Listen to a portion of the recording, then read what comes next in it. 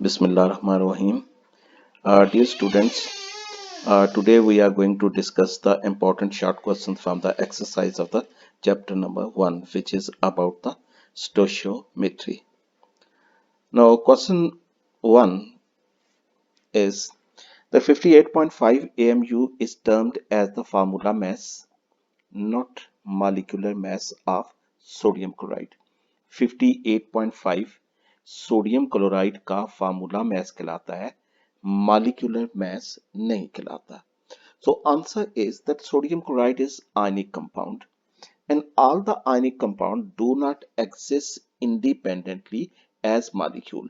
They exist as the large aggregate of the oppositely charged ion. So in order to represent the formula of an ionic compound, we just write the combination of oppositely charged ions. That combination of oppositely charged ion is known as the formula unit.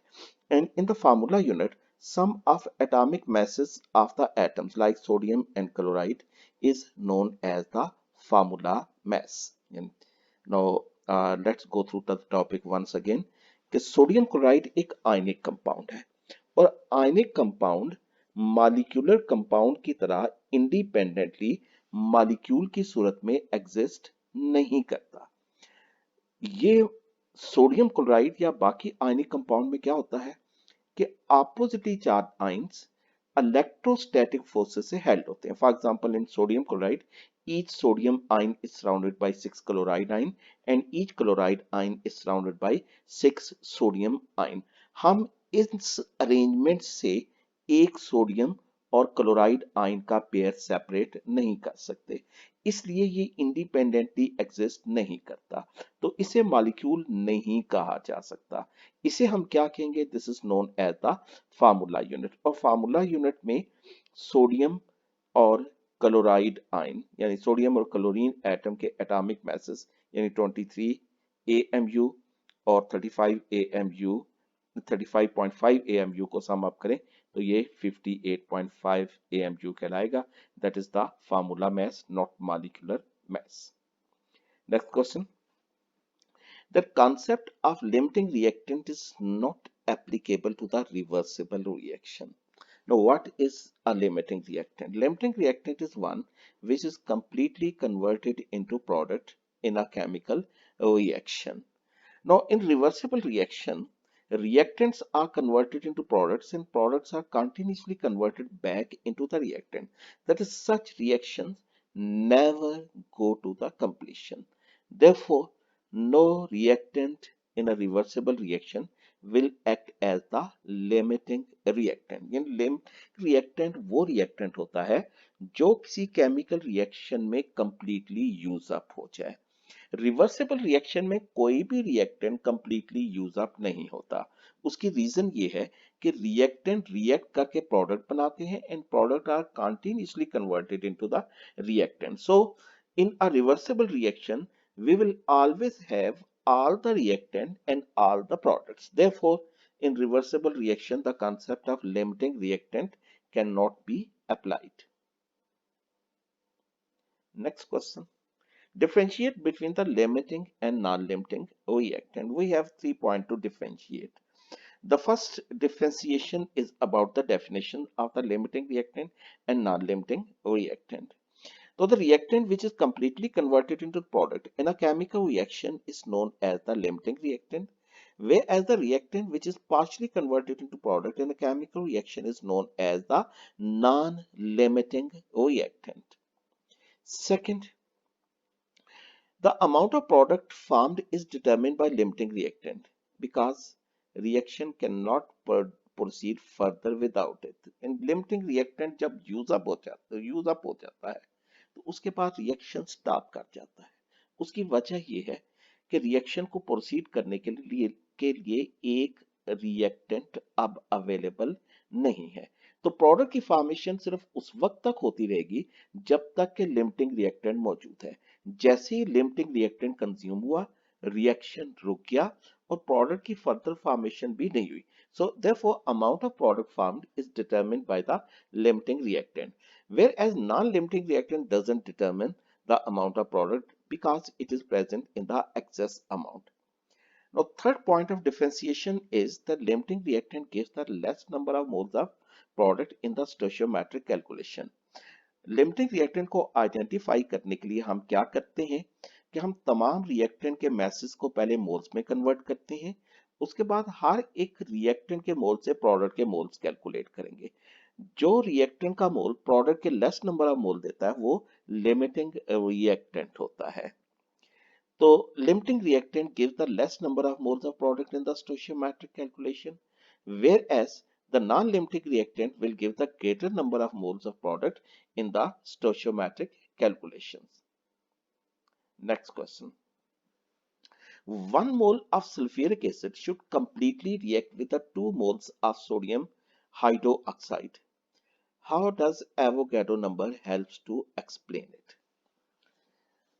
Sodium hydroxide और sulphuric acid के दरमियान reaction neutralization reaction है. Lower classes में आपने just पढ़ा कि neutralization reaction is one in which an acid react with the base to form the salt and water. यहाँ पे हम आपको एक डिफरेंट डेफिनेशन आपको बताएंगे कि neutralization reaction is one in which hydrogen ion of the acid react with the OH ion of the base to produce 1 mole of water.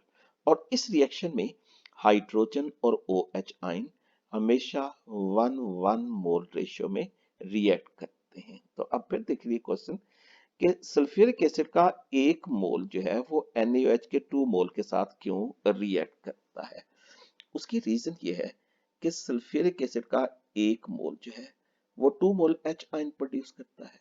According to this ionization equation 2 mole का मतलब है 2 into 6.02 into 10 raised power 23 H ion, यानी H ion की तादाद कितनी होगी 2 into 6.02 into 10 raised power 23 H ion. अब इसके साथ रिएक्ट करने के लिए इतने H आयन के साथ रिएक्ट करने के लिए OH आयन भी इतने ही होने चाहिए. यानी कितने होने चाहिए 2 into 6.02 into 10 raised power 23 OH ion होने चाहिए. लेकिन सोडियम हाइड्रोक्साइड का 1 मोल जो है वो 6.02 into 10 raised power 23 OH ion produce करता है. तो 2 मोल सोडियम हाइड्रोक्साइड के वो कितने प्रोड्यूस करेंगे they will produce 2 into 6.02 into 10 raised power 23 OH ion. इसलिए सल्फ्यूरिक एसिड के 1 मोल के साथ सोडियम हाइड्रोक्साइड के 2 मोल्स रिएक्ट करेंगे. Next question. Give the reason that 1 mole of the different compounds have the different masses but have the same number of molecules. Now, students, different compounds they have different masses because composition of all the compounds is different from one and other. They contain the different number of atoms, or even if they contain same type of the atoms, they will have the different number of atoms. So, composition of the different compounds is different. Her compound की composition different होती है.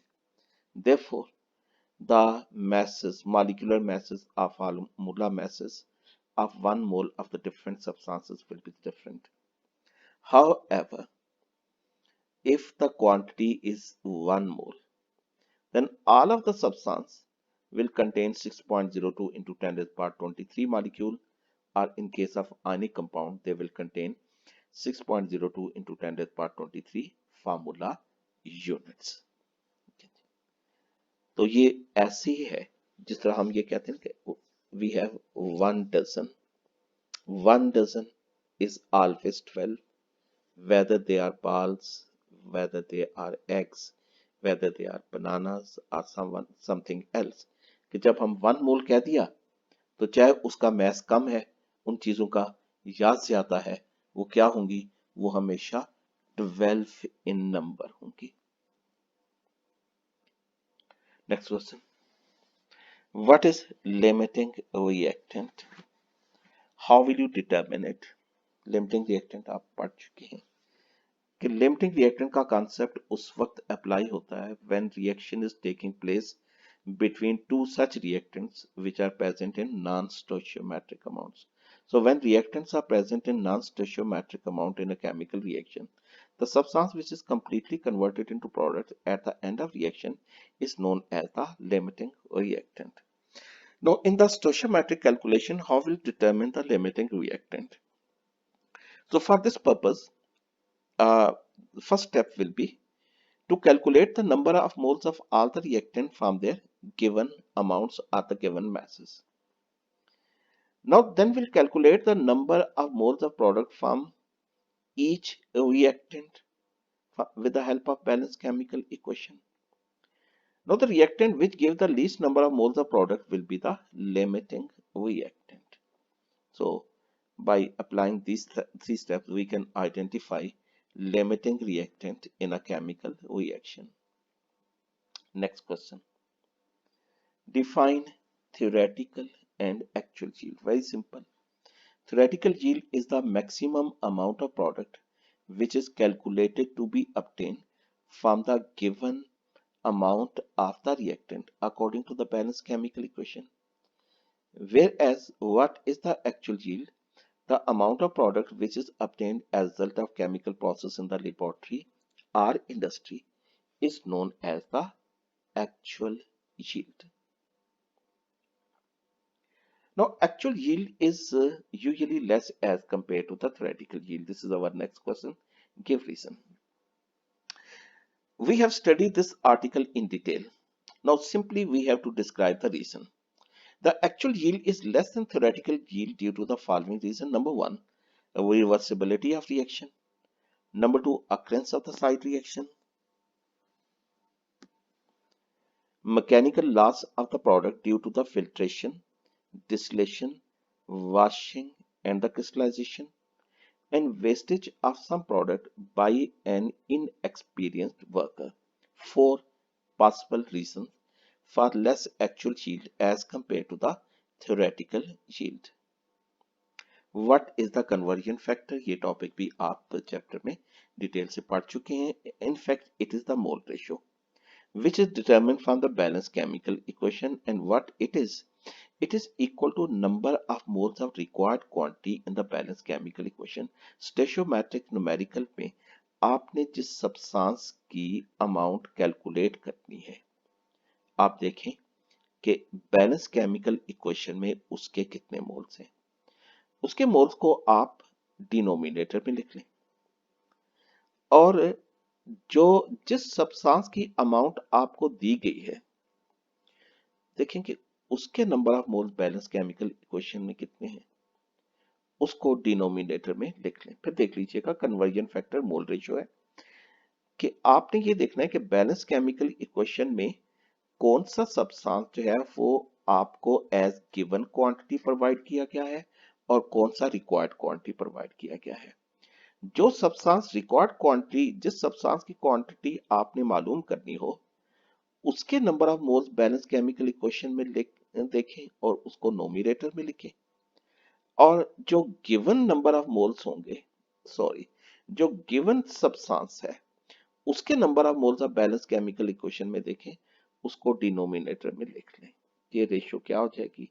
ये mole ratio conversion factor कहलाती है. अब इस conversion factor से आप जो है वो रिक्वायर्ड क्वांटिटी कैसे कैलकुलेट करेंगे? It will be the given quantity multiplied by the conversion factor. Next question. What are the representative particles in 1 mole of the gas at STP? किसी भी गैस के representative particles molecules होते हैं. These molecules may be monoatomic यानी one atom पर भी मुश्तमिल हो सकते हैं, like noble gases. They may consist of diatomic molecule like O2, H2, Cl2, F2, etc. Or they may be heteroatomic molecule like HCl, HF, HBr, H2O, NH3, etc. STP पर standard temperature और pressure पर किसी भी gas का 1 मोल हो तो उसके molecules का वॉल्यूम, उसके मॉलिक्यूल की तादाद हमेशा 6.02 इंटू 10⁻23 होगी, और जितना वो वॉल्यूम ऑक्युपाई करेंगे that will be equal to 22.414 decimetre cube, which is called molar volume. Next question. What is the relationship between the mass and the volume of gas at STP? Now, volume of 1 mole of gas at STP is equal to 22.414 decimeter cube and is known as the molar volume. So, volume of gas at STP can be calculated as the number of moles into molar volume. जितने moles होंगे उसको आप इस molar volume की value से multiply कर देंगे, वो volume of gas आ जाएगा. Now what is the number of moles? Number of moles is equal to the mass of gas divided by molar mass multiplied by this molar volume. So it means that volume of gas is directly proportional to number of moles and will also be directly proportional to the mass of the gas. आप ये भी कह सकते हैं कि mass of gas कैसे हो जाएगी, volume of gas at STP multiplied by molar mass, और इसको इस तरह डिवाइड करते हैं 22.414 decimetre cube. Next question. What is stoichiometry and the stoichiometric amounts? Stoichiometry is the branch of chemistry which deals with the relationship between the quantities of the reactant and products in a balanced chemical equation. In other words, it is the branch of chemistry which deals with the calculation of the quantities of reactant products from the balanced chemical equations, and such calculations are known as the stoichiometric calculations. In chemistry की जिस branch में हम balance chemical equation की मदद से reactant और product की quantity के दरमियान रिलेशनशिप को स्टडी करते हैं, वो ब्रांच स्टोइचियोमेट्री कहलाती है. अगर किसी रिएक्शन में रिएक्टेंट और प्रोडक्ट की अमाउंट उसी मोल रेशियो में हो जिस मोल रेशियो में बैलेंस केमिकल इक्वेशन में है, तो ऐसी सूरत में उन रिएक्टेंट की वो जो अमाउंट है वो स्टोइचियोमेट्रिक अमाउंट्स कहलाती हैं. लेकिन अगर वो अमाउंट्स बैलेंस केमिकल इक्वेशन से मुताबिक नहीं है तो ऐसी सूरत में वो नॉन स्टोइचियोमेट्रिक अमाउंट्स जो हैं वो कहलाएंगी. आज स्टूडेंट्स ये कुछ एमसीक्यूज हैं, ये इसके स्टोइचियोमेट्री और लिमिटिंग रिएक्टेंट के से रिलेटेड है. इसको आप जरा देख लीजिएगा. Which one of the following will produce greater mass of the carbon dioxide when 1 mole of each is burnt in excess of air? तो इसमें मैं हिंट दूंगा, मुकम्मल सॉल्व आप लोग खुद करेंगे. इसमें आपने देखना है कि किस सब्सटेंस में कार्बन एटम की तादाद ज्यादा है. जिस सब्सटेंस में कार्बन एटम ज्यादा होंगे वही कार्बन डाइऑक्साइड के greater number of moles produce करेगा. Number 2, methane react with the steam to produce hydrogen and carbon monoxide according to this equation. Volume of hydrogen produced from the 100 centimeter cube of methane at STP. अब देखें कि गेल-लुज़ैक्स law के मुताबिक ये gases react with one and other to form the products in simple whole number ratio. तो यहाँ पे methane और हाइड्रोजन के नंबर ऑफ मोल्स के दरमियान रेशियो 1:3 है, और यही रेशियो इनके वॉल्यूम के दरमियान एक्सिस्ट करेगी. ये हिंट काफी है, ये अब आप इसको सॉल्व खुद कीजिएगा. How many moles of oxygen are needed for the complete combustion? This is not composition, you'll correct it. For the complete combustion of 2 moles of C4H10. इसके लिए आपने क्या करना है, C4H10 प्लस ऑक्सीजन, इसकी इक्वेशन कंप्लीट करनी है to form carbon dioxide and water. ठीक है, तो उस इक्वेशन की मदद से आप ये कैलकुलेट करेंगे कि 1 मोल ब्यूटेन C4H10 से जो है वो कितनी ऑक्सीजन के साथ कितने ऑक्सीजन के मोल्स रिएक्ट करते हैं और 2 मोल के साथ कितने करेंगे. How many moles of silver chloride are produced by reaction of 1 mole of silver nitrate with the 2 moles of sodium chloride. ये NaNO3 प्लस NaCl के दरमियान इक्वेशन लिखिएगा, और ये बहुत सिंपल न्यूमेरिकल लिमिटिंग रिएक्टेंट से related. 1 mole of NaCl react with the 2 moles of silver nitrate according to the following equation. ये equation मौजूद है। आइडेंटिफाई द लिमिटिंग रिएक्टेंट, ये वही न्यूमेरिकल उसी तरह का है जिस तरह पहले आपको बताया है। What mass of water is produced by the reaction of 16 km of hydrogen and 16 km oxygen? ये आप इसको इक्वेशन लिखेंगे और इसको लिमिटिंग रिएक्टेंट के कॉन्सेप्ट से इसको फाइंड करेंगे। What volume of sulfur dioxide at STP is produced by heating 9.7 gram zinc sulfide with air according to the following equation?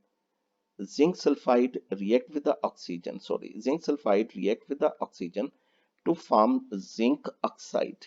This is not zinc sulfide, this is zinc oxide and the sulfur dioxide. आपने ये मालूम करना है कि 9.7 gram zinc sulphide के कितने moles produce होते हैं। फिर आप देखेंगे कि 2 mole zinc sulphide 2 mole sulphur dioxide produce करता है, तो आपके साथ पास जितने मोल्स हैं वो कितने प्रोड्यूस करेंगे, वो आपके पास मोल्स आ जाएंगे। फिर उस मोल्स को आप 22.414 डेसीमीटर क्यूब से मल्टीप्लाई करके आप ये फाइंड कर सकते हैं कि ये इनमें से कौन सा ऑप्शन जो है वो सही है। अ लिमिटिंग रिएक्टेंट इज 1, तो इन 5 ऑप्शन को आप अच्छी तरह स्टडी कीजिएगा और उसके बाद करेक्ट ऑप्शन को सिलेक्ट कीजिएगा। In the rusting of iron, in rusting, iron react with the air and moisture to produce hydrated iron oxide.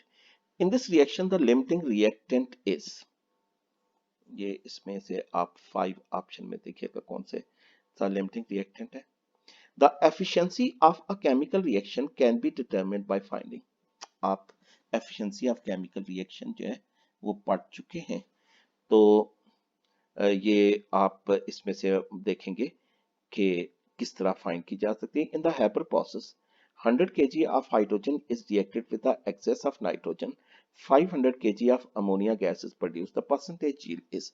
आप इसमें पहले नाइट्रोजन और हाइड्रोजन के दरमियान रिएक्शन लिखेंगे। In nitrogen N2 plus 3H2 it form 2 moles of ammonia. ये hydrogen की given amount है। आप इस गिवन अमाउंट से क्या मालूम करेंगे, थ्योरेटिकल यील्ड। ये आपके पास क्या है, इट इज एक्चुअल यील्ड।